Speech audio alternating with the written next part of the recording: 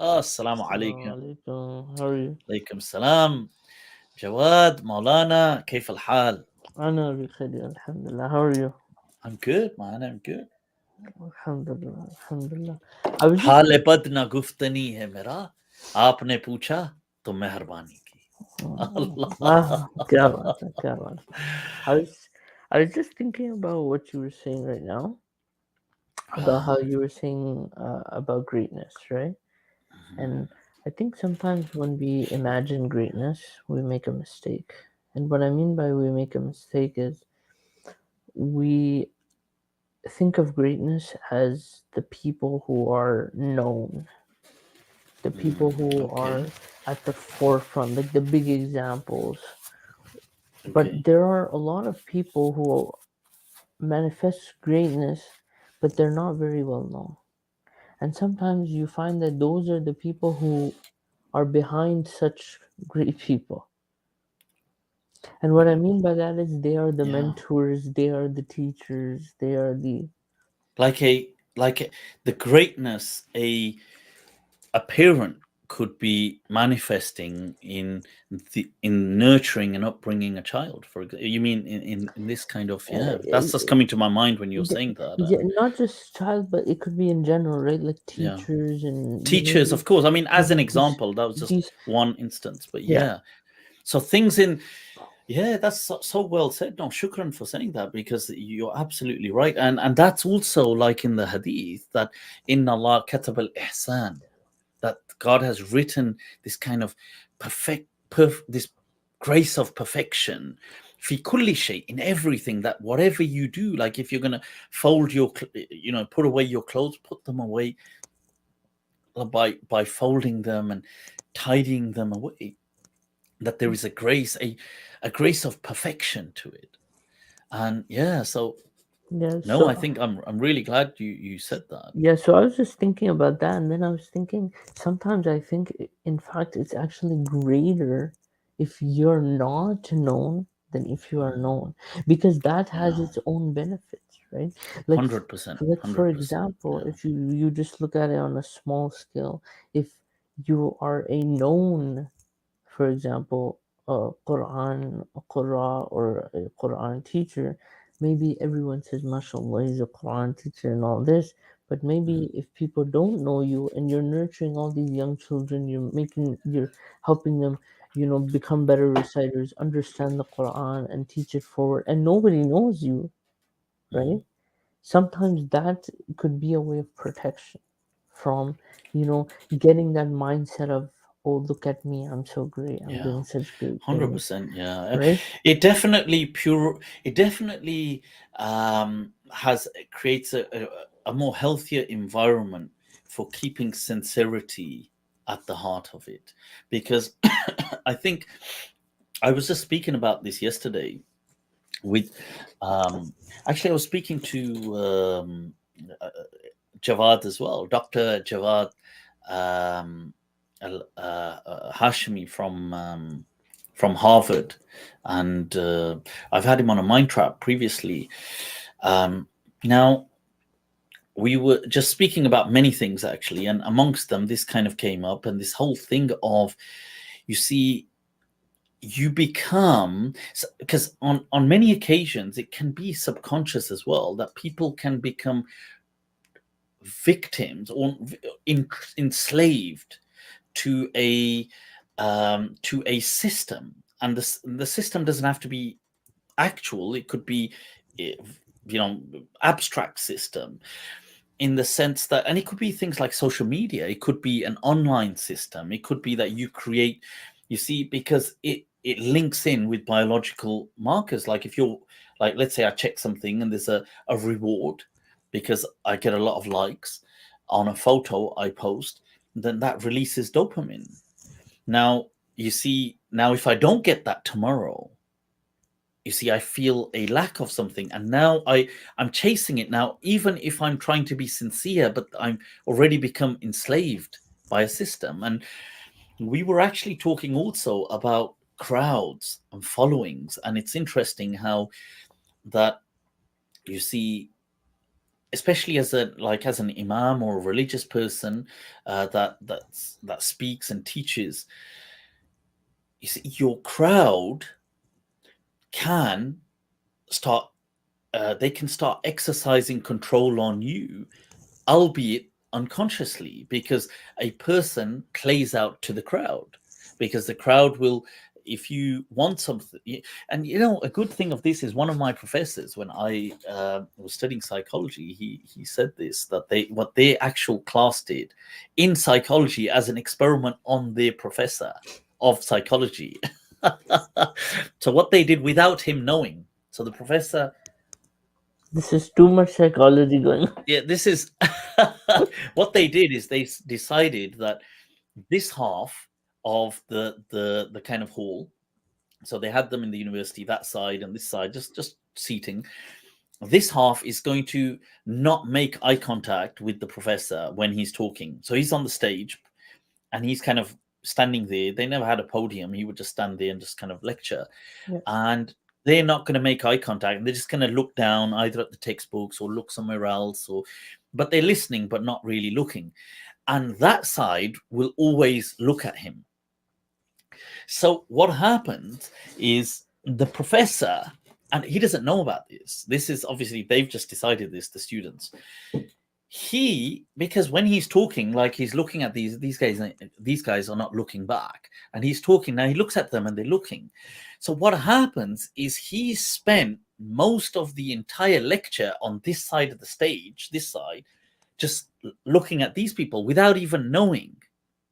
You see, they had, even though they had planned it, So to he see was sorry, he was looking at the side that was looking at and him, not correct? just looking, he had walked over to that side of the stage unconsciously, like whilst Okay. he's talking. So, because people gravitate to attention, it's just psychology within us. We do that unconsciously. If we see attention, we gravitate to it. So if I'm talking now, you're looking at me. Now if there was a person here and I'm talking, he's not looking, I'm naturally going to engage with the one that is looking. So the professor unconsciously gravitated towards that side of the stage and spent the most of that lecture there on that side, as opposed to being in the middle, or where he normally, or on the other side, or being equal, walking around. And this goes to show that we subconsciously do this. And there's many experiments on this. And you see, imams, maulanas, sheikhs, scholars, it's the same thing. That, you see, you get a certain crowd that could be in a certain way, and then you don't have your freedom, or your sincerity can sometimes become compromised, unfortunately. Yeah, so that this was, I think, it's a very important topic. I Yeah. think to your point, when I first started, like giving khutbahs or anything, like publicly speaking, um, whether the crowd was engaging or not was one of the things that used to play in my mind, right? Like, Yeah. if someone pulled out a phone or something, that would become a concern for me, especially early on, because I would think, oh, maybe I'm not doing such a good job, right?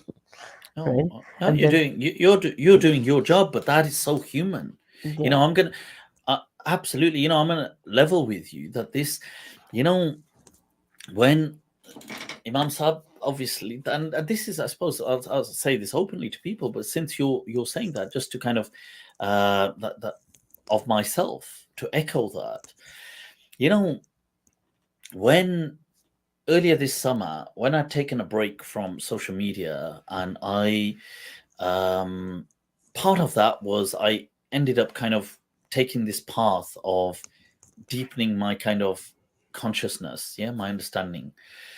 And when I thought to myself, I'm not going to do any social media for a while, whatever, a couple of months, I didn't do anything. And I found myself on a total different plane of consciousness. And I thought that, look, when I want to do something, I want to do something different. I want to do something meaningful. I want to come back and do this and do that. Like what I'm doing, this show, Meaning with Mel. yeah, But when I started, and even whilst I was away, I was getting a lot of messages. People were leaving comments on my social media. They were saying things. They were messaging me, "Oh, Mufti, you need to come back."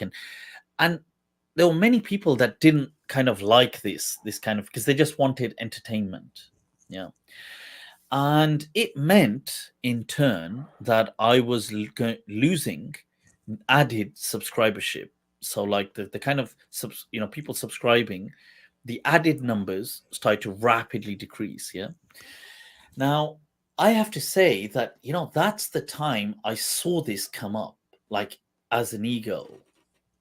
I saw it manifest, and I have to say I felt, if I'm going to be honest, I felt it, like, and I felt it like it kind of hit me with it brings its pains with it, a pain that you feel that, oh my God, this is going down. Numbers, you see, this is an incredible thing about numbers decreasing and the impact it has. And I thought to myself, and this, you get, this is where you get those waswasi, and the people would be like, and I thought to myself, oh, maybe, you get these whispers, and I thought maybe, and then I remembered that, look, isn't this the very thing that I would criticize and condemn, that a person ought to always speak with their passion, do where they go, where their heart is, even if it isn't going, even if it means a loss.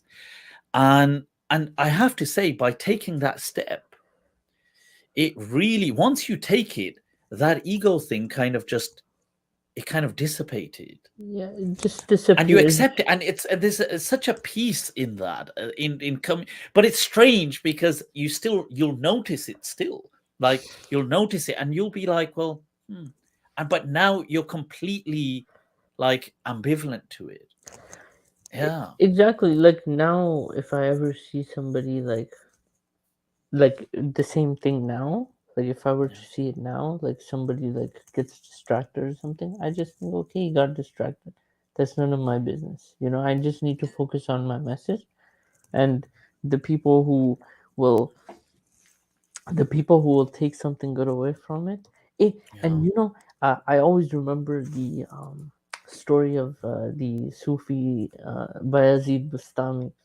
Okay, So where's it? so when so when Bayazid was a child, he used to. So basically, Bayazid says this to one of his students. He says that, when I was a child, I used to think when I grow older, I'm going to change the whole entire world.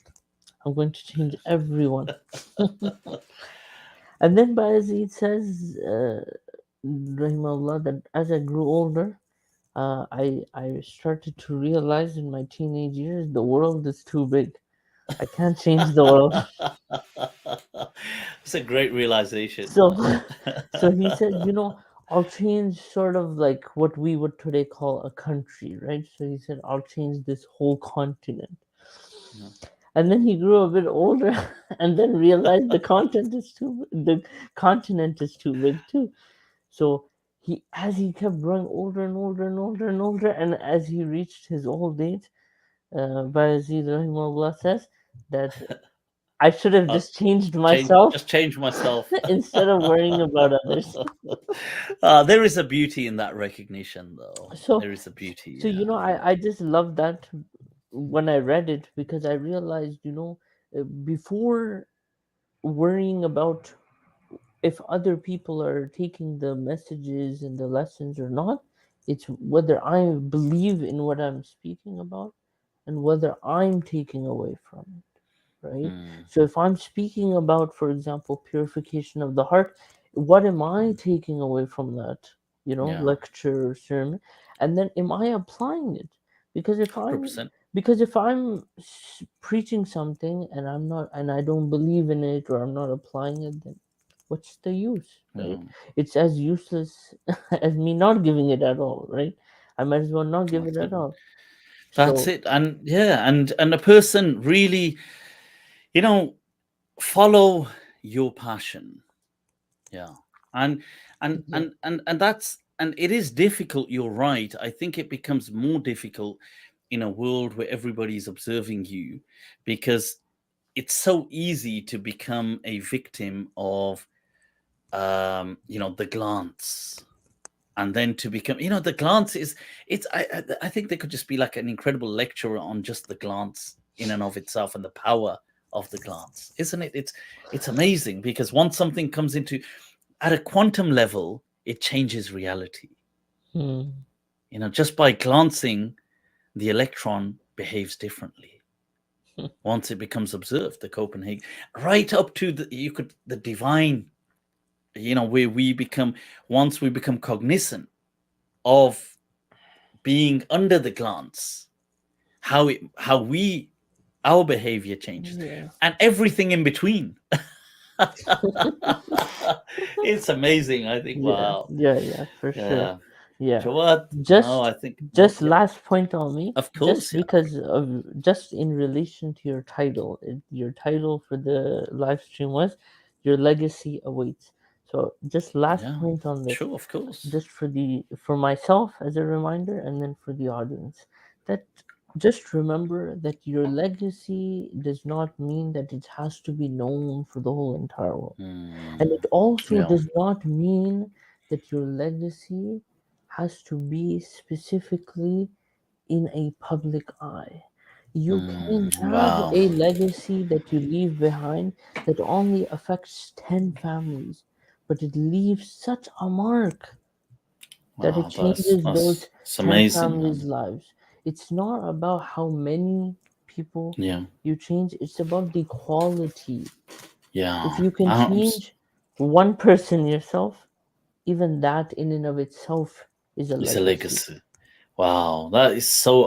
Wallahi, I'm so glad you said that, because it is uh, it's so important to caveat that whole thing with this statement, because a legacy should not be conflated with populism, with this sense of numbers of an audience, the quantity of an audience, or even being You see, the whole thing about a legacy is it's something after you, isn't it? So सबसे पहले, the first thing is you're removed from the equation. So if you're gone at that point, it doesn't matter at that stage how many people are Hmm? clicking like, or how many people are upset that you followed a particular path in life, or it doesn't matter at that, because you're gone. So wow, I'm really glad you said that. Shukran.